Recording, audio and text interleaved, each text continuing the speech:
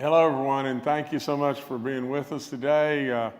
We have an incredible announcement today. We have surpassed all the naysayers especially, but everyone's expectations on how the state's doing, and there's so many components to it that are really exciting.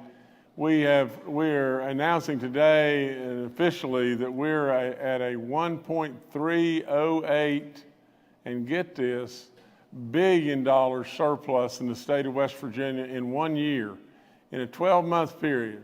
Now just think about it. To put it in proper perspective, you just got to think, it took us decades and decades and decades to build a rainy day fund that reached $1 billion. And everybody celebrated. It was a celebration like we couldn't imagine. You know, I go back to I go back to day one when we walked in the door, and things didn't look very good. That's all there is to it. We don't want to belabor all that, but things surely didn't look great. Through all that, at that point in time, I think our rainy day fund was around $650 million, and we slowly but surely kept building and building and building, and I could be a little wrong here and there. But then all of a sudden we crossed the threshold, to where we've got in excess of $1 billion. And it is amazing when you think about it. But I want to just say just this, and this is the most profound thing that I can possibly say. I thank all the great West Virginians that have worked really hard. They've been dealt tough hands. I mean, when it really started down this path and everything, we were the end of a lot of bad jokes. We had to make all kinds of moves on the chessboard. And when we made those moves, we had to stay together. And then came a cannonball, the pandemic. And for 2 years, it's been the reading of name after name. In excess of 7,000 great West Virginians now we've lost. It's been tough, but absolutely the only way, not Jim Justice doing this, or not all the great people, whether they be the people of the Senate or the House, or all the great people that have worked in government in every way, it would never have happened without you. The great West Virginians that worked hard, that stayed together, that rolled up their sleeves and did the stuff that they always do. They always rise to the forefront. So today we have a different animal, don't we? Now, instead of being that blunt end of bad jokes, we're that diamond in the rough that everyone missed. I really believed when I told you that I'd take you on a rocket ship ride, and the ride is really cooking right now. And we only want to perpetuate this all the way that we possibly can. There's so many more people that we can help, so many more rocks that we can turn and absolutely help more and more. With all this being said, I'm going to pass now in just 1 second to our Secretary of Revenue, Dave Hardy. He's done an amazing job. We've worked hand in hand through this whole thing, along with many, many, many others. Again, just if you could just step back and just think. Today we have a budget surplus that exceeds our rainy day fund by over 30% in 1 year. It is amazing. It is totally amazing.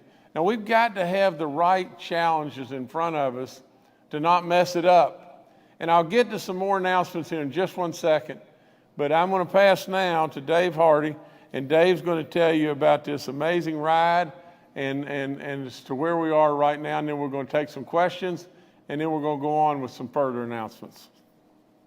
Thank you very much, Governor. I think I've got the best job in the state today announcing the results of fiscal year 22. And I love to talk about the state's revenue numbers and how much they've grown under your leadership, and today's no exception.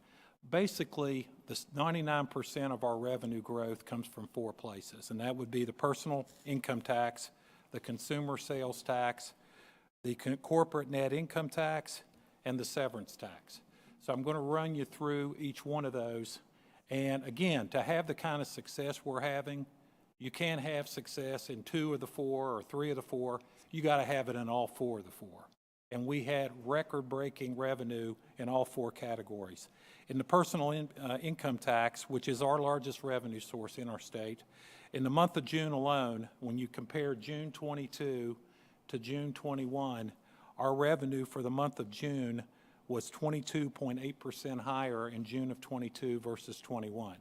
So we closed the books there at the end of June, and we totaled up our fiscal year 22 revenue, and we set a record of almost, our total number was almost $2.5 billion, which was an increase above estimate of $461.5 million. And again, I love to put things in percentages because that's how you can compare where we were a year ago versus today. That means our personal income tax revenue compared to a year ago went up 16.6%, giving us a tremendous number, almost $2.5 billion in personal income tax, and that is, of course, an all-time record. Moving to our consumer sales tax, and of course, that's the tax that we all pay when we buy a product. The state of West Virginia's sales tax is 6%, and then, of course, 1% in the municipalities. In the month of June, the number was up 9.7%. So that would be this June versus June a year ago. That indicates that our West Virginians and people who are visiting us from out of state are buying more products. And that's obviously a very good sign. Fiscal year 22, we just keep hitting records, Governor.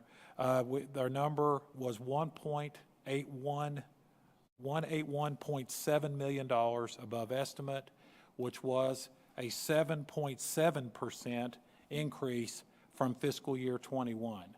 Another indicator that our economy in West Virginia is growing and doing very well. This, of course, was also a record total for a consumer sales tax in any fiscal year in the state's history. Our corporate net income tax, and I think this is a very important number and maybe one that we don't always spend enough time thinking about. This indicates that our corporations that are paying the net income tax in West Virginia are doing well. And for the month of June, it was improved by 12.3% from a year ago. And for fiscal year 22, the number was $206 million above estimate. And look at that percentage. Everybody let that number sink in for a minute. 38.5% increase in 1 year in corporate net income tax, which means our companies, our employers are also doing very well. The last revenue category that's so important to our state's economy is our severance tax. And the severance tax number for June 22 versus June 21, the number, and this is not a typo, the number went up 115%. June 21 versus June 22. The total, we set a record by a very large margin. Our total was for fiscal year 22, $438.9 million above estimate. And look at that percentage. Again, that's not a typo. Our severance tax revenue for the entire fiscal year went up by 180%. We did a look back because we like to do that in the Department of Revenue, and we looked all the way back to 2004, and this year the severance tax revenue was 13.4% of our total revenue. That is the highest number that we have ever had as a percentage of state revenue, which indicates that our severance tax is growing while at the same time our other revenue sources are growing as well. And to break that down, and this is a further indication that our economy and the energy sector is diversifying, 35% of our severance revenue was from coal, 48% was from natural gas, and 17% was from other sources such as oils. So the number is way up, and the diversity of the number is also improved dramatically, and I think that bodes well for the future of our severance tax revenue. When you add all this up, as you said, Governor, there a minute ago, we had a record-breaking $1.3+ billion surplus, but here's the number that really surprised me and jumped off the page. In this year alone, our revenue grew by $1.1 billion. That's last year versus this year. So that's a 23% growth in our revenue in 1 year. And I tried to think of a way, these numbers are so big and so good, I tried to think of a way to put that number in perspective. So here's what we did. We went back and we looked at how much did our state revenue grow from 2009 to 2018 over a 10-year period. In 10 years, our net revenue growth was $317 million in 10 years. This year alone, we grew by $1.1 billion, which means in 1 year, we grew 3.5 times the revenue that it took 10 years to gain between 2009 and 2018. So I could talk a lot longer, but I won't. But Governor, I'm pleased to turn it back over to you. And that is the fiscal report to the people of West Virginia for fiscal year 22. Well, Mr. Secretary, thank you. And let me just say this, I always take notes, when other people are speaking, especially all of our experts. But one thing that I remember, and I remember like it was yesterday, when I ran for office in my first term, I had signs that were big billboard signs that not billboard, but 4x8 signs that we had. And we had on those signs, "Don't give up on coal." Well, really and truly, I always believed that there'd be a point in time when the cycle would really change. I always really believed, and I told our people over and over and over, I really believed that when prices were low, that we should have tiered the severance tax on coal and oil and gas. It's probably the biggest miss that we'll regret in this state forevermore. And we don't want to continue to make misses and everything. But with all that being said, I didn't really give up. And I truly believe that our coal operators, our coal miners, are our treasure in every way, as well as our gas and oil producers. This business of thinking that we can do without fossil fuels in this world, especially today, is frivolous. And we know that. The Biden administration has crippled this country in so many ways. Prices have exploded, have they not? Inflation is out of control. Energy prices are off the chart. Gasoline is $5 a gallon. It makes it tough. It makes it tough on a lot of our people. Now, I said it a few minutes ago, and I want everyone to get this and get this loud and clear. This is not about Jim Justice. This is not about these people that are going to speak to you today. This is about what you've done. I mean, you've had to get up every day. Many of you have had to grab your dinner bucket and out the door you go. We've had to diversify and do a lot of great stuff, and surely all that's working and everything. But at the end of the day, you have made it happen. And I owe everything to you. And it has been an honor beyond belief, as my dad would say, and a lot of folks in the Air Force would say, it's been an honor flying with you. And I mean that very sincerely. But with all of that, we've got to find a way. We've got to find a methodology and a way to really put some money, especially in these times, back in Toby and Edith's pocket. And that's why I always refer to all the folks that are out there, the great West Virginians that are getting after it every single day. The Tobys, the Ediths, all the great people of this great state that get after it every day and are absolutely going to the pumps and they're paying $5 a gallon, and inflation is out of control, and food prices are really high, and we got to do something, don't we? So I'm going to read this to you. And we've done a lot of work, a lot of work about this. I have been a believer forever and a day. The thing that absolutely would drive population to our state is the reduction and the elimination of our personal income tax in West Virginia. Absolutely, that is the key. Now, you can listen to me or not, but that is the key to Emerald City. It is happening in Texas, Florida, and Tennessee like crazy right in front of our eyes. And people are migrating to those states like crazy.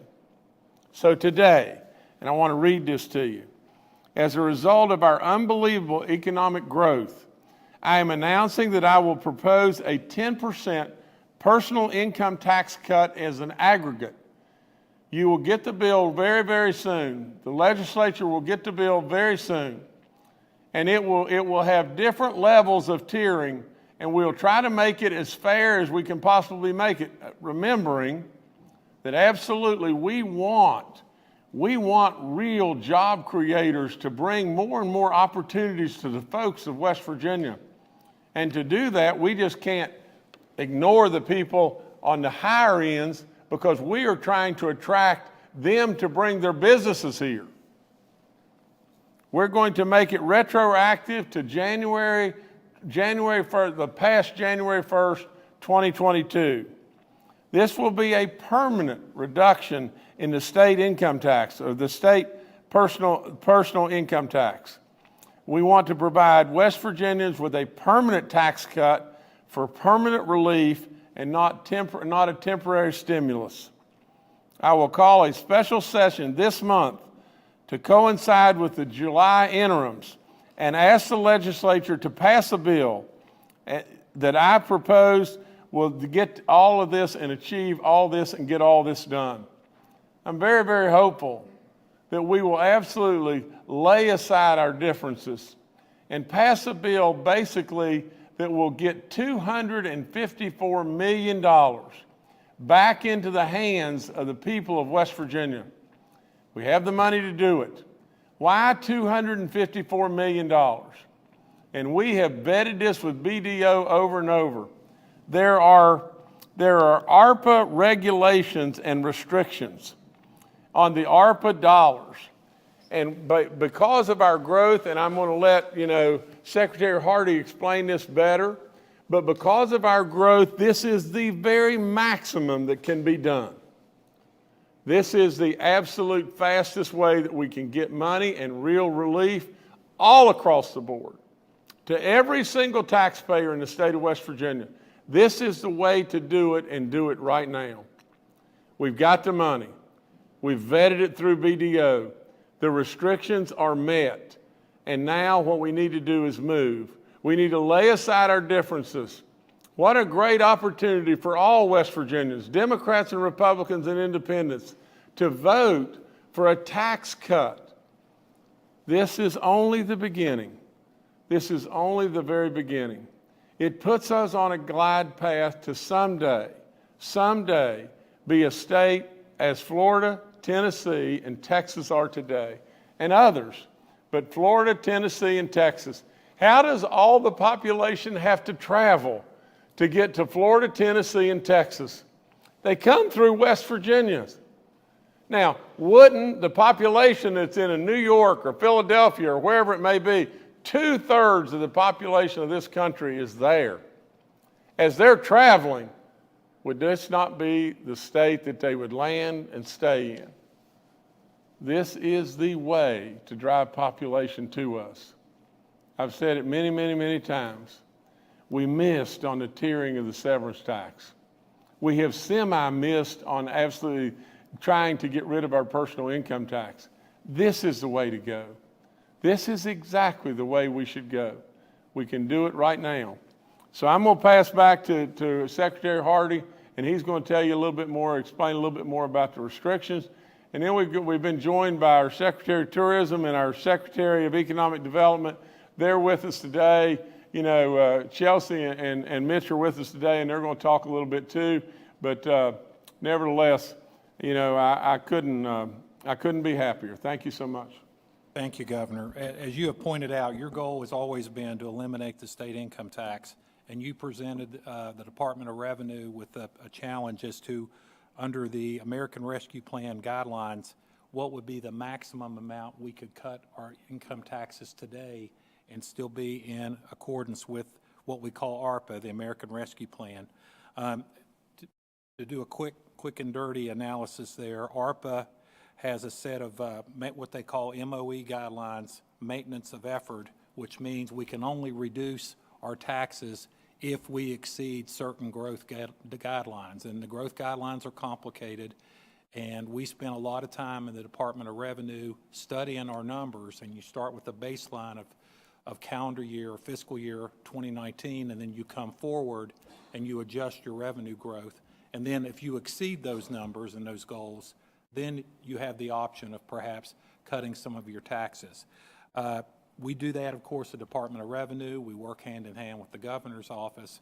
And when we have done our work and studied those guidelines, as you point out, Governor, we go to BDO, which is an internationally recognized accounting and consulting firm, and we have them review our calculations and be sure that they agree with our conclusions. And in this case, we spent a lot of time today with BDO, and they, of course, have agree with our conclusion here. So we feel comfortable moving forward. As far as the state income tax guidelines and how they work, the last time West Virginia's state income tax rates were changed was 1987. So we are looking at a set of rates that we've had for 35 years, and to even discuss changing them and reducing them is, as far as I'm concerned, quite an accomplishment. We are going to continue to monitor our numbers, and we recommended to the governor that we could make a tax cut of $250 million based on all the numbers that we have in front of us today. And again, those numbers were reviewed and agreed to by BDO. So we feel comfortable as a Department of Revenue, Governor, recommending to you and therefore the legislature that we could make such a tax cut in accordance with ARPA and still be in accordance. Those guidelines that we have to live with under ARPA expire on December 31st, 2024. So for the next 30 months, we will still be under those guidelines, and we will continue to live within those guidelines in advising you, the governor, on what we can do with respect to tax. So I'll turn it back over to you. Thank you, sir. Now I'm going to jump all the way to Chelsea, okay? Because ladies have to go first and everything. So Thank you, Chelsea, Governor. if you could, we appreciate you being here today, and we commend the incredible job you've done. It's unbelievable. I mean, you just think about it, and I've got to say this, but this young lady, came to me a long time ago, 6 years ago, right at, and I knew just how good, that she would be. She has surpassed all of our wildest dreams. She is absolutely a true superstar, and what she's done, in building tourism and all the opportunities throughout this state, it is unbelievable. So, Chelsea, thank you. You have been an absolute superstar beyond belief. Thank you. Thank you, Governor, and I appreciate the opportunity. I would argue with one thing that's been said today. Dave said he has the best job, and I would argue that I might have the most fun job. But thank you, Governor, for the opportunity and for letting me be alongside you on this rocket ship ride that we've been on over the last 5 years. So today is another exciting day. I have been very fortunate to sit next to you at this table and outside at many events as we have announced a lot of landmark changes in this state. But of all of those, today might be one of the biggest ones. So I'm not a tax expert. I can kind of follow what Dave is saying, but I am a numbers person, and the numbers are incredible. The numbers that Dave was talking about that we're seeing in taxes in the state very closely mirror what we're seeing in tourism in the state. As the governor mentioned, we've seen incredible growth. We've seen growth in all 55 counties in the state in tourism since he took office. Our parks are on track for another record-breaking year again this year after a huge year last year. Vacation rental revenue is up, visitation is up, all of our metrics are up. And the thing that I think is one of the best metrics that we're seeing is people are starting to move here. Not only in the remote worker programs that are around the state, but West Virginia is the #2 inbound state in the entire country, tied with South Carolina. So I think that speaks volumes to the changes that we've made in this state and that people are really wanting to be here. Governor, I want to thank you for leading us to today. We've really seen a huge transformation in this state. The thing that I think you and I talk about the most is the state's image. When we think about tourism and we think about economic development, we think about how the outside world perceives us. And 4 or 5 years ago, we had a lot of problems. We didn't have the best perceptions, but today that has changed. People are now wanting to be here. We're at the top of all these national lists. We're getting incredible international and national attention, and it hasn't been easy. You've done a lot. You have brought a lot of goodness to this state, led us through a lot of great programs, and so thank you for putting us another tool in the toolbox. I remember one of the first meetings we had, you talked to me about frogs in the pond and how we've got to make the frogs more proud of their own pond. And I'll tell you today, I'm pretty proud to be in this pond. So thank you, Governor. Appreciate it. And now I've got to tell you this story real quick. This fellow and I believed years back that we should try any and everything we could to try to some way find a way to get rid of our personal income tax in West Virginia. You know, maybe this is just the first step. You know, maybe it's just a baby step and everything. It's a pretty good sized step, but maybe with this we're on our way. But I want to tell you this, and I say this very sincerely. Mitch was a great Senate president and a great senator, but there could not possibly be anybody better and a better fit for the job of economic development than Mitch Carmichael. He is stuck on beyond belief, and he has done an amazing job. So, Mitch, thank you so much. Governor, thank you so much for this opportunity and for your diligence, your persistence, and your consistency around cutting taxes for the people of West Virginia. You have known from our first meeting that is the single thing, more than anything, that will generate growth, jobs, and opportunity for our state. And I wanted to say I have sort of a unique perspective about this, Governor, because your first year as governor was my first year as Senate president, and we faced a $500 million budget deficit. And now we're announcing today a $1.3 billion surplus and an opportunity to cut taxes. So as in conjunction with all that great growth and opportunity, we have recruited world-class companies to our state over the past several months. And most of the people in West Virginia are aware of the Nucor, Green Power, Owens & Minor, but there's international investment also with Fonte Group in the Weirton area and Papier Mattel in Moorfield. We continue to expand with FedEx and Pepsi, Macy's, Procter & Gamble have expanded. These are all opportunities for more jobs, more growth for West Virginia citizens, and it really does change the lives of our people. And I'm very proud to be a part of the organization that you're leading to help bring that prosperity to West Virginia and this opportunity to cut taxes for our citizens. So thank you very much, and congratulations on this great accomplishment from the transition of a budget deficit to an historic budget surplus. Well, thank you, Secretary, and I thank all those that have joined us. I think we can take some questions. Are we going to do that and everything? And we'll answer your questions as best we can. All right, thanks, Governor. We'll now go to questions from members of the media. The first today from Charles Young with WV News. Hi, this is Charles Young with WV News. Governor, so you said this special session will coincide with the interim set to start on the 24th. Will this session only be focused on the tax cut issue, or will we be asking lawmakers to take up the abortion clarification during this same special session? Thank you. Charles, I've already said to people, we surely have got archaic, old laws, and they need to be modernized and they need to be cleaned up.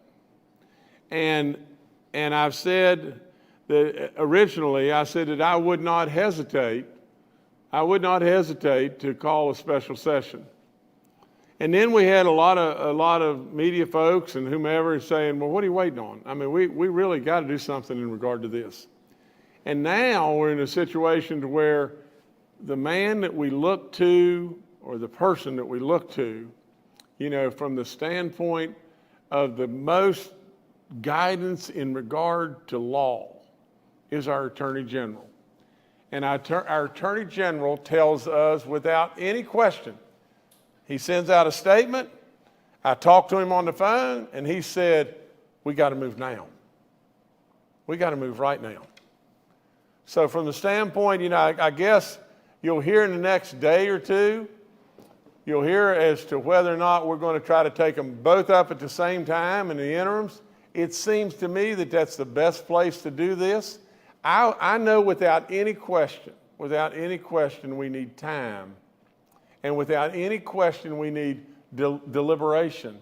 And we need to answer all the questions to where when we craft this, it is the most meaningful and fair and appropriate response that we can possibly have to cleaning up and modernizing our law.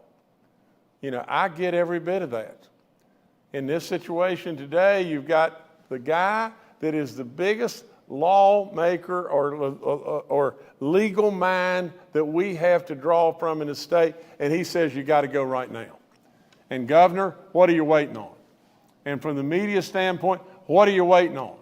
And from the standpoint of a debate and absolutely coming to a successful, great deliberation, that debate has to take place in the House and the Senate. And it cannot wait. It cannot wait till next January. It cannot wait. That's all there is to it.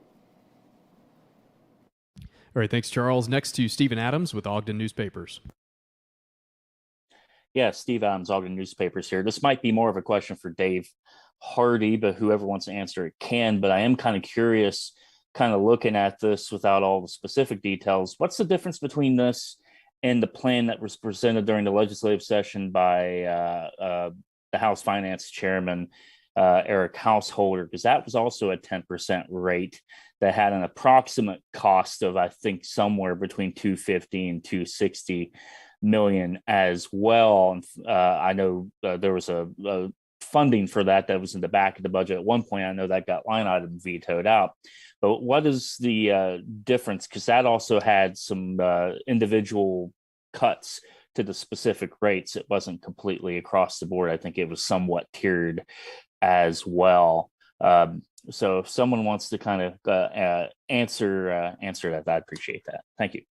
I think you've got to do this one, Secretary. The first difference, Stephen, is perhaps the most obvious one, is that we've got about 6 months more data on our financial collection and our performance today than we had back in March or even back in February. So back early in the session in January, we were not in a position to even consider, under the ARPA guidelines, the idea of some sort of tax cut of any sort.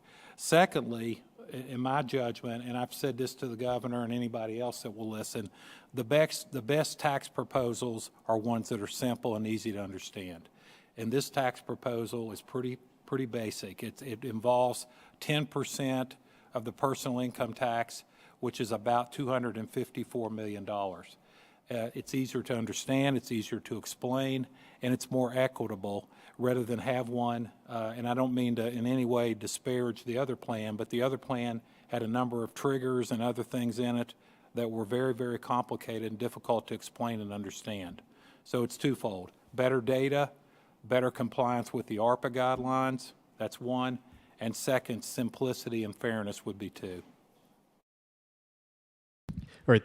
Let me add just a little bit to that too, and it's only a follow-up and further clarification. But Stephen, if we go back to February or January or February, or even March, and we had the proposal in front of us at that time, and the proposal was crafted, in a way that said, well, we're going to get $250 or $260 million back to the people and everything. Well, it violated all the ARPA restrictions. That's the first thing that just shot it right down. The other thing is complicated, all kinds of triggers and all kinds of different things like that. The other thing that's happened is since that time, we now have 6 incredible more months, 6 incredible months that have absolutely gone off the chart. So today, right at this moment right now, we need to draft something that can get people money right back in their hand. I am all for I am all for any plan that puts us on a pathway to getting rid of the personal income tax, because it will drive more and more and more folks to West Virginia than we can shake a stick at.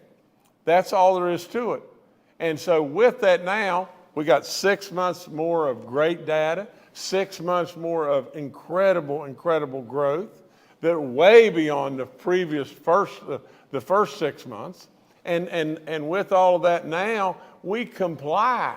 We comply with the ARPA restriction per BDO, their verification.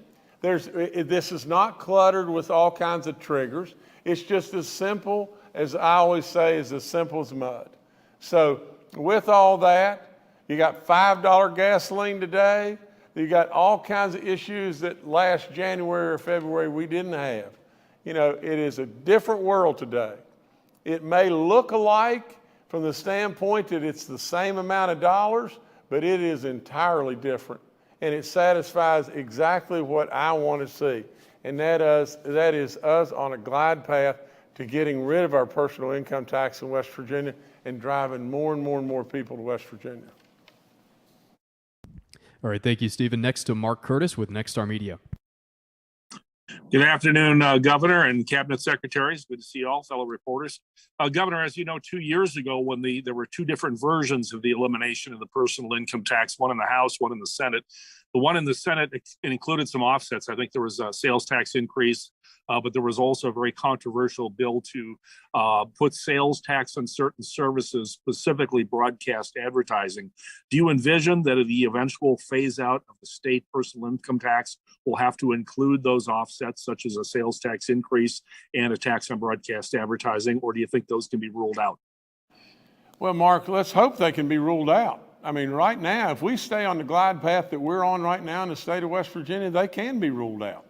You know, if we get to a point in time to where we want to just stop and say, we've lowered our income tax and we've got our income tax down to a certain level, we've got people coming, that's as low as we want to go, well, we stop. You know, but with all this, you know, in order to be able to do, and you know, and I'll surely take some level of blame in this on just this. My proposal was really complicated, and it took a long time to get that proposal all ready. In fact, it took months. You know, it was months in the making, and it was difficult to explain. And we tried to compress it into a very short window. It would have worked. It would have really worked. And it would especially have worked now that we have all the data that we have now in place. It would have been our own stimulus package like nobody's business. But it was complicated, and it was difficult to explain. You know, with all that being said, this is just, like I said, this is simple as mud. You know, where this takes us on a pathway as we go forward, you know, will be for us to determine. If we stay on the glide path that we're on right now, and we don't build base and get extravagant in our means and the way we think, and we stay with something that is similar to somewhat of a flat budget and everything, we will absolutely be able to do things that, Mark, we didn't dream possible in the years past, where we were raising sales taxes and bringing the advertisers in and all that kind of stuff. There may very well be a way to pull this off almost as painlessly as we can possibly pull it off. All right, thanks, Mark. Next to Curtis Johnson with WSAZ.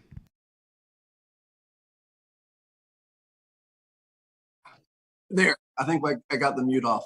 Hey, thanks, Governor, for taking my question. Great to hear from you today. Kind of following up on what Mark just asked, can you explain this tax proposal that you're putting forth right now? Does it include any offsets whatsoever, in the sense that, is this a pure tax cut, or are we going to have to increase money? And if you don't have to increase money, then can you pay for this in years out after the surplus is gone? Well, Brendan, let me do this. You know, Secretary Hardy has worked on this until the cows come home, and he's done great work. This is absolutely a pure tax cut with no bells and whistles attached to it to have to raise anything.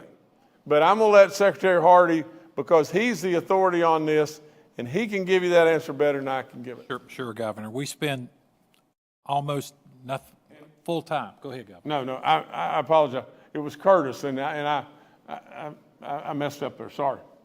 No, in answer to the question, Curtis, we would not recommend this to the governor if we thought this would result in raising other taxes or this was non-sustainable in the future. We always look to the future. We're always thinking 2 or 3 years out on all the projections that we do. The numbers that we've seen this year, when you see the kind of severance tax growth, the growth of natural gas, the growth of the economy in West Virginia, the corporate net income tax growth, the personal income tax, you reach the conclusion that $250 million is a safe number to do. As the governor pointed out, hopefully in the future, we'll be in a position to phase it out over time. Time will tell. But we have to deal with the ARPA guidelines, and then we have to look at our revenue sources, and we have to check the boxes. Is this revenue source grown enough, and is it showing enough growth that we can carry this type of tax cut forward? And the answer today is yes, we can. And again, you have to put the number in perspective. It's $254 million. That's a substantial amount of money. But the revenue source that we're talking about is $2.5 billion. So our revenue source for personal income tax has grown exponentially. And that's really good news for West Virginia. All right, thank you, Curtis. Governor, I'll turn it back to you. Well, all I can say again is it's been a real honor flying with you. You know, we've still got a lot of flying time, and we've still got 2.5 years of flying time, and we want to make that flying time really good. We want to continue to flip every rock and try to help every single person in this state we possibly can. I've said it 1,000 times, and really and truly, I hope now that there's a lot of people out there that are listening. I'll promise you there's people listening all across the world. Really and truly, they see West Virginia in a different light today. But I say it over and over and over. We needed to perpetuate who we are. We needed to tell our story of just how great everything is and all the people of West Virginia and how they are. You know, if you'll just take time to just absolutely let all this just soak in. We're good people. We know how to do a lot of stuff. We're really believers in the military. We're faith-based, and we're low crime. We're surrounded by beauty off the chart, and we take care of one another. We absolutely welcome and we really know how to appreciate others, do we not? Absolutely. The world wants to come. Let's give them every opportunity to come, and they won't regret it. We're on a great, great, great rocket ship ride right now, and we want to just keep riding it and keep making more and more and more good happen, because absolutely, and I've said it over and over today, you've been through a lot, West Virginia. You just think about your daddies and your moms from decades and decades and decades ago.